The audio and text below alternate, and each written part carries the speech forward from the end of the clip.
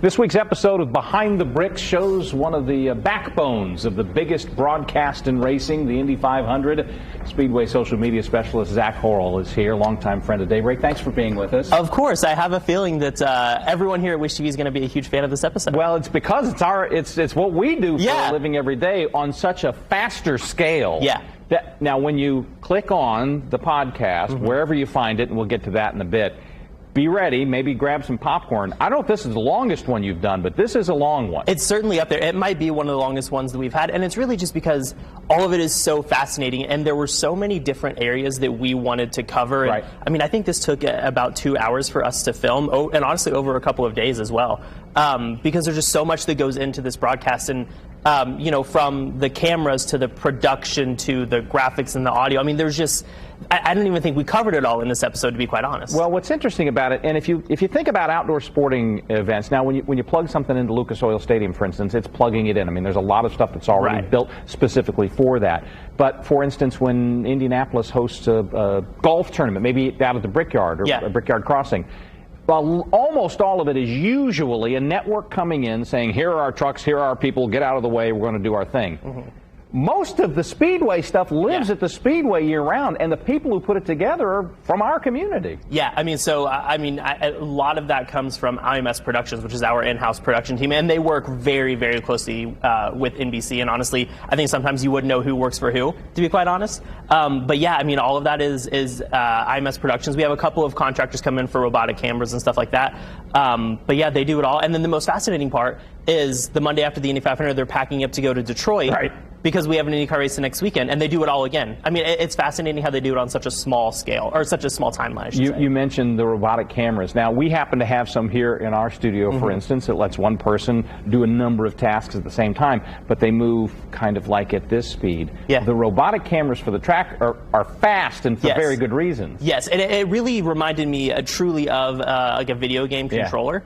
And all of it's just a truck of all of these camera operators just sitting in there watching. I think they probably each had about 5 or 6 in-car cameras. Yeah. And they're just playing on a joystick, panning the camera, switching, because each car has 3 in-car cameras that they have to monitor, and it's fascinating. I mentioned it's a long episode, so that gives us the opportunity to have a little longer look than normal. Let's just let's listen and watch for a bit.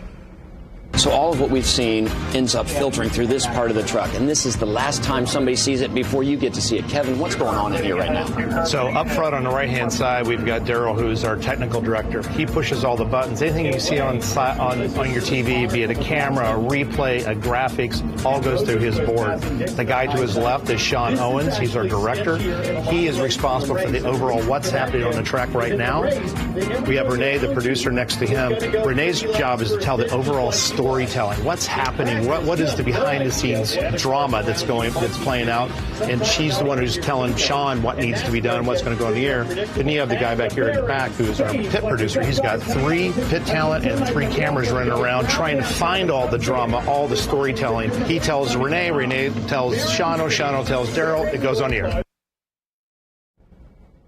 And Zach, if you will, share for our friends at home what happened while you were taping this episode that explains, I think, just how you can plan for anything, but you have to be ready for everything. Yeah, so in that scene actually that you guys just saw, you know, I don't know if you can see on the screens, but that's actually the moment that Stephen Wilson got in that crash and had that injury. And so we were off actually trying to talk to the audio guy, and then we heard, because the sound in the trailer is so much bigger.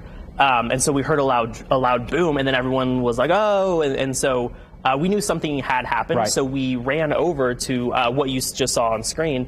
And it's a little chaotic. Everyone's trying to figure out what happened, and then we see Catherine get out of the car, and then we don't see Steph get out of the car. And then kind of to your point of you have to be prepared for everything, the mindset of the whole trailer just shifted, and everyone was, you know, on that understanding of, okay, well, we can't show this replay yet because we don't know what happened. Right. We don't have any information, and so in fact they just cut away for a couple of minutes. They didn't do anything. And the story instantly changes too. Exactly. The story instantly changes. You don't know what your next moment is going to be. Right. You're just completely operating on your feet, and so the fact that we were in there for that is really cool, and the fact that you know, the IMS Productions and NBC crew let us sort of observe that. And what I would assume, maybe aside from Indy 500 race, is their most chaotic moment of May. It's very, very crazy. Zach, thanks for the stories today. Of course. Thanks for the episode. I think it's like 5-something long. Do click on it, watch it, listen to it if that's what you want to do in, for instance, the All Indiana Podcast Network or all the social media channels from Indianapolis Motor Speedway as well.